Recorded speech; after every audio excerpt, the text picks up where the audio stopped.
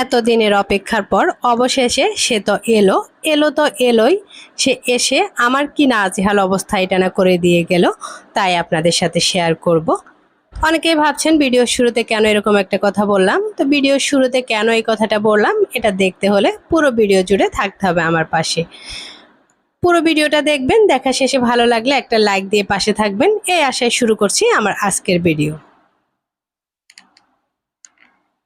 আসসালামু আলাইকুম, কেমন আছেন সবাই? যে যেখান থেকে দেখছেন আশা করি আল্লাহর রহমতে সবাই ভালো আছেন। আমরাও আলহামদুলিল্লাহ ভালো আছি। চট্টগ্রামে কিন্তু গত কয়েকদিন ধরে বৃষ্টি হচ্ছে হালকা পাতলা।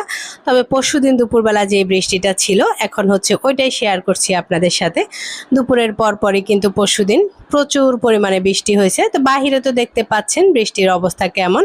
সেই সাথে আমার ভিতরে যে বৃষ্টির কী তাণ্ডব তাই না করে গেল ওইটাই আপনাদের সাথে এখন শেয়ার করছি। সারাদিন তো কোনো ভিডিও করে নাই, তবে এই অবস্থা দেখে ভাবলাম যে আমার আজকের অবস্থাটা আপনাদের সাথে একটু শেয়ার করে ফেলি। দেখতে পাচ্ছেন জানালা দরজা সবই বন্ধ, কিন্তু তারপরও জানালার পাশ দিয়ে কি পরিমাণ বৃষ্টি ঢুকতেছিল আমার বাসার ভেতরে। তো এটা কিন্তু বৃষ্টির শুরুর দিকটা, বৃষ্টির শেষের দিক পর্যন্ত আরো অনেক বেশি পানি ঢুকে গেছে। এই যে পানিটা আমি আপনাদেরকে পা দিয়ে দেখাচ্ছি, অনেক পানি জমে গেছে। প্রথমে 5-7 মিনিট আমরা বলতে পারবো না, ভাবছি দরজা জানালা যেহেতু বন্ধ এত বৃষ্টি মনে হয় না, মানে এদিক দিয়ে তো আর বৃষ্টি ঢোকার সম্ভাবনা নাই। তো আমার দক্ষিণ পাশে, যেহেতু বাতাসটা উত্তর পাশ থেকে ছিল, দক্ষিণ পাশে এরকম আর বৃষ্টির পানি পড়ে নাই। তবে বৃষ্টি বাতাস দুইটার প্রেশার এত বেশি ছিল, উত্তর পাশে যে রুমগুলি ছিল ওগুলি দুইটা রুমই একদম বৃষ্টিতে ভিজে একাকার হয়ে গেছে আর কি। পানি ঢুকে সব ফার্নিচারগুলোর ভেতরে ভেতরে পানি চলে যাচ্ছিল।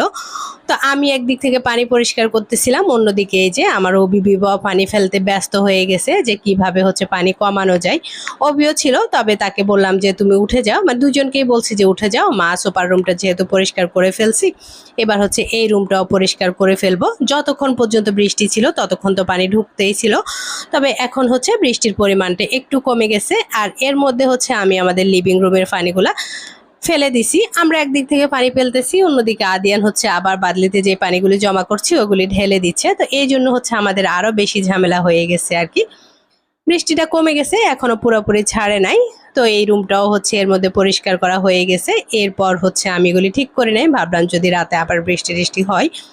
তো এরপর বিভাকেও উঠাই দিলাম, উঠাই দিয়ে আমি বিভাবের যে রুমটা ওইটাও একটু পরিষ্কার করে সবকিছু আবার গুছিয়ে নিলাম। তবে খাটটা একটু মাঝখান করে রেখে দিছি যদি আবার বৃষ্টি হয়, যাতে করে খাতা বালিশগুলি অন্তত না ভিজে আর কি। তো এরপর আমরা যেহেতু অনেকক্ষণ কাজ করে একদম এলোমেলো হয়ে গেছিলাম আর কি, কাপড় চোপড় ভিজে গেছে, তো চেঞ্জ করে নিলাম। আর এই ভিডিওটা একদমই সবকিছু শেষ করার পর আর কি, মানে গোছগাছ করে আমরা যখন ফ্রেশ হয়ে গেলাম। ছেলে মেয়েগুলি যেহেতু দুপুরের পর থেকে এই পানি টানি নিয়ে ব্যস্ত হয়ে গেছে, আমিও ওদের সাথে কাজ করতেছিলাম। ওদের কিন্তু এখন প্রচুর খিদা লেগে গেছে, সেই সাথে আমারও। শুধু ওদের কথা বলছি কেন, আমার নিজেরও কিন্তু প্রচণ্ড খিদা লেগে গেছে। প্রথমে ভাবছিলাম যে বাইরে থেকে কিছু আনাই নিব, পরে ভাবলাম যে না, আজ আর বাইরে থেকে বৃষ্টির মধ্যে কিছু আনাবো না, ঘরের মধ্যেই ঝটপট কিছু একটা করে নিব। আমি যেরকমটা চিন্তা করি আর কি, সব সময় সহজ উপায়ে ফাঁকিবাজিভাবে কি করা যায়, খেতেও মোটামুটি ভালো হবে এরকম কিছু করে নিব। আর যেহেতু বাইরে বৃষ্টির জন্য সব ঠান্ডা ঠান্ডা হয়ে গেছে ওয়েদারটা, ভাবলাম যে আজকে একটু পিঠা বানাই। এরকম ঠান্ডা ঠান্ডা বৃষ্টির দিনে একটু পিঠা খেতে কিন্তু ভালোই লাগে। আর সেটা যদি ঝটপট করে নেওয়া যায় তাহলে তো কোনো কথাই নাই। তো যার জন্য প্রথমে একটু নারকেল তো ব্লেন্ড করে নিলাম, আর এরপর লিকুইড দুধ দিয়ে 1-2টা এলাচ দিয়ে দিলাম, যাতে করে সুন্দর একটা গ্রান হয়। স্বাদের মতো চিনি, আর সেই সাথে একটু লবণ দিয়ে চুলায় একটু জাল করে নিচ্ছি। একটা পিঠা বানাবো, একটা মিষ্টি পিঠা আর কি। তো পিঠাটা কার এলাকায় কি নামে পরিচিত এটা কিন্তু চাইলে আপনারাই আমাকে কমেন্ট করে জানাতে পারেন। আমি কিন্তু আজ আর পিঠার নামটা বলছি না।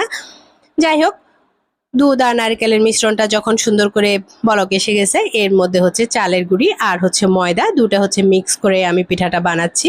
কেউ কেউ শুধু ময়দা দিয়ে করে, আবার কেউ চালের গুঁড়ি দিয়েও করে, তবে আমি দুটা মিক্স করে করি। আমার কাছে মনে হয় যেন এতে করে খেতে বেশি ভালো লাগে।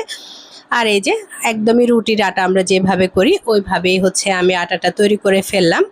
একটু ঠান্ডা হওয়ার পর আমি হাত দিয়ে সবগুলি একটু মথে নিব, যাতে করে উপর থেকে শক্ত না হয়ে যায়। এটা কিন্তু সাথে সাথে সুন্দরভাবে না মলে নিলে দেখা যায় যে আবার উপরে একটু শক্ত শক্ত হয়ে যায়, যেহেতু চালের গুঁড়ি দেওয়া আছে। তো এই জন্য সবগুলো প্রথমে একটু সুন্দর করে মলে নিব।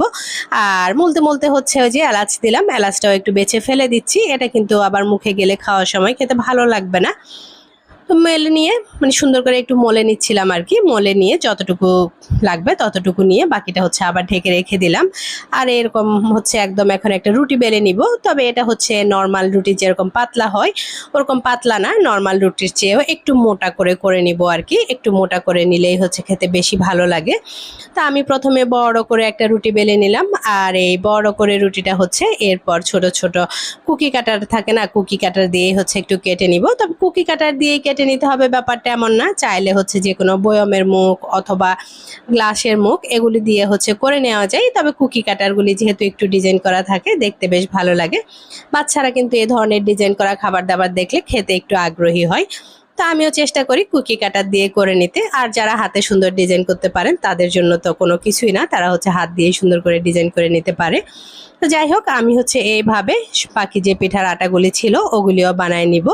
এই তো সবগুলি হচ্ছে আমার বানানো হয়ে গেছে। এরপর হচ্ছে একটু ভেজে নিলেই পিঠাটা রেডি হয়ে যাবে। আমি যতক্ষণ পিঠা বানাচ্ছিলাম পাশাপাশি হচ্ছে তেলটাও গরম করে দিলাম। আর এই তো গরম তেলের মধ্যে এখন হচ্ছে ঝটপট পিঠাগুলি ভেজে নিব। এই পিঠাগুলি বানাতে যেমন সহজ, খেতেও কিন্তু ভীষণ ভালো হয়। আবার সব থেকে ভালো যেটা সুবিধা, একসাথে একটু বানিয়ে নিলে 3-4 দিন হচ্ছে নর্মাল ফ্রিজে রেখেও খাওয়া যায়। কখনো কখনো দেখা যায় যে মেহমান আসার কথা থাকলে আগে থেকে বানিয়ে নিয়ে যদি নর্মাল ফ্রিজে রাখা যায় তাহলে কিন্তু মেহমান আসলে ঝটপট করে চায়ের সাথে এই পিঠাগুলি পরিবেশন করা যায়। আর শুধু যে আগে থেকে বানিয়ে নেওয়া যায় তা না, চাইলে কিন্তু মেহমানকে ঘরে বসিয়ে রেখেও বানানো যায়, খুব বেশি একটা সময় লাগে না। আবার যাই হোক, অনেকগুলি কথা বলে ফেলছি। আর এদিকে কথা বলতে বলতে আমি হচ্ছে পিঠাগুলিও ভেজে নিচ্ছি। তো এই একইভাবে হচ্ছে আমি বাকি যে পিঠাগুলি ছিল সবগুলি পিঠা হচ্ছে সুন্দর করে ভেজে নিব। আর এই তো একে একে হচ্ছে আমার সবগুলা পিঠা ভাজা হয়ে গেছে। আর এই পিঠা দেখতে যেমন সুন্দর, খেতেও কিন্তু ভীষণ মজা।